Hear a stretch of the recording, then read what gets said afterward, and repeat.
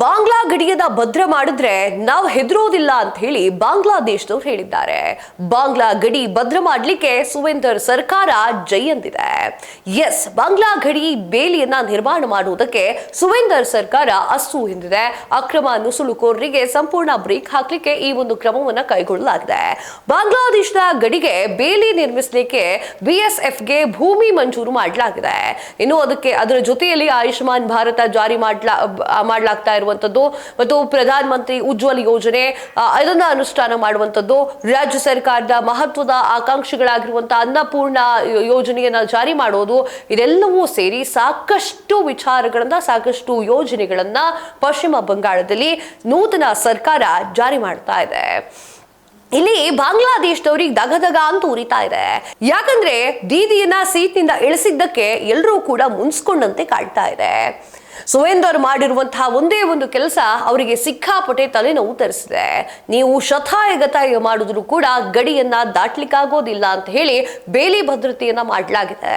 ಮುಖ್ಯಮಂತ್ರಿಯಾಗಿ ಅಧಿಕಾರ ವಹಿಸಿಕೊಂಡಿದ್ದ ಬಳಿಕ ಮೊದಲ ಸಂಪುಟ ಸಭೆಯನ್ನ ನಡೆಸಿದಂತಹ ಬಿಜೆಪಿಯ ಮೊದಲ ಸಿಎಂ ಎನ್ನುವಂತಹ ಹೆಗ್ಗಳಿಕೆ ಸುವೇಂದು ಅಧಿಕಾರಿಗೆ ಬರುತ್ತೆ.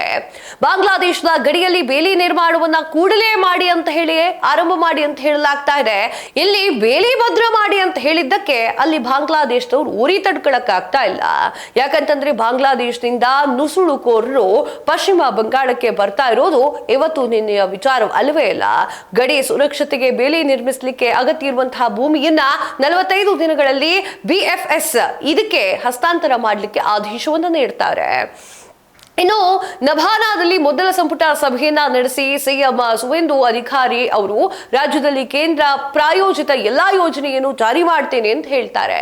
ದೀದಿ ಇಷ್ಟು ವರ್ಷ ಕೇಂದ್ರದಿಂದ ಬರುವಂತಹ ಯಾವ ಯೋಜನೆಯನ್ನು ಕೂಡ ಜನಸಾಮಾನ್ಯರಿಗೆ ಕೊಡ್ತಾ ಇರಲಿಲ್ಲ.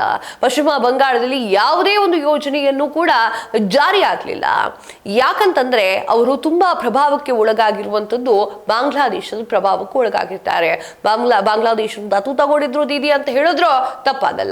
ಮುಖ್ಯವಾಗಿ ಆಯುಷ್ಮಾನ್ ಭಾರತ ಆರೋಗ್ಯ ಯೋಜನೆ, ಪ್ರಧಾನ ಮಂತ್ರಿ ಉಜ್ವಲ ಯೋಜನೆ, ಭಾರತ ನ್ಯಾಯ ಸಂಹಿತೆ ಸೇರಿ 3 ಕ್ರಿಮಿನಲ್ ಕಾನೂನು ಜಾರಿ ಮಾಡಲಾಗ್ತಾ ಇದೆ. ಜನಗಣತಿ ಆರಂಭ ಮಾಡಿ ಅಂತ ಹೇಳಿ ಸುವೇಂದು ಹೇಳಿದ್ದಾರೆ.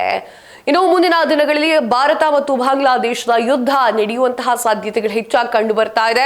ಯಾಕಂದ್ರೆ ನಾವು ಹೆದರೋದಿಲ್ಲ, ನೀವು ಗೇಟ್ ನ ಬಿಗಿ ಮಾಡ್ಕೊಂಡ್ರೆ ನಾವೇನು ಮಾಡಬೇಕು ಅನ್ನುವಂತಹ ವಿಚಾರಗಳನ್ನೆಲ್ಲ ಮಾತನಾಡಿದ್ರು. ಸೊ ಆ ಒಂದು ಕಾರಣಕ್ಕಾಗಿ ನಿಮ್ಗೆ ಏನನ್ಸುತ್ತೆ ಕಮೆಂಟ್ ಮಾಡಿ ತಿಳಿಸಿ. ಇದಾಗಿದೆ ಹೊತ್ತಿನ ವಿಶೇಷ. ಮತ್ತಷ್ಟು ಸುದ್ದಿಗಳಿಗಾಗಿ ನೋಡ್ತಾ ಇರಿ ಸ್ಪೀಡ್ ನ್ಯೂಸ್. ನಿಮ್ಮದು ವೇಗ.